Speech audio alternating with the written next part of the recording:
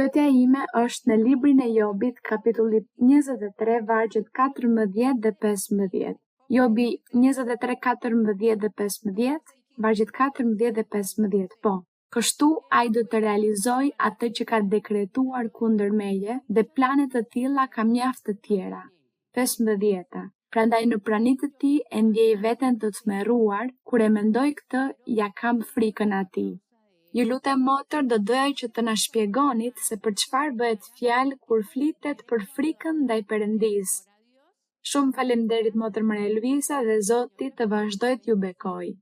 Frika nga Perëndia, respekti ndaj Perëndisë. Frikë do të thotë të respektosh dhe të vlerësosh Perëndin. Të dish ose të paktën të vlerësosh, të pranosh se Perëndia ekziston, se është i fuqishëm dhe se meriton lavdin dhe nderin, ai meriton që t'i bindemi, meriton më të mirën, meriton që të vendoset në vend të parë, kjo quhet frika ndaj Perëndisë.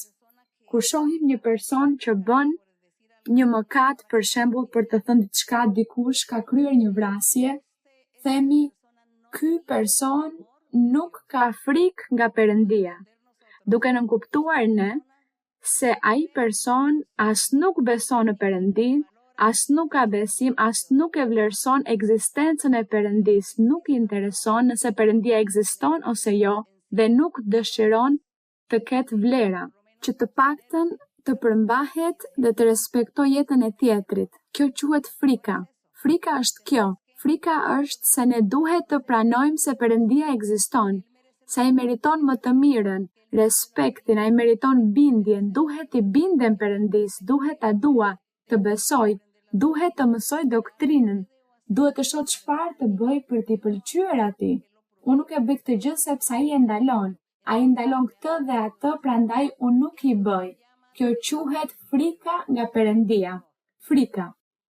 Dhe këtu Jobi gjithashtu flet se edhe ai tmerrohej në praninë të Perëndisë, dridhej kur ndjente praninë e Perëndisë në zemër. Sepse prania e Perëndisë, prania e Zotit është diçka kaq sublime, kaq madhështore sa që meriton respekt. Meriton që ne të jemi të kujdesshëm, madje edhe me mendimet tona kur reflektojmë apo mendojmë për të. Kjo është frika nga Perëndia. Dhe kur thuhet, kini frikë nga Zoti, do të thotë përlëvdojeni Zotin, të përlëvdosh emrin e tij, ta lartësosh, ta bekosh atë.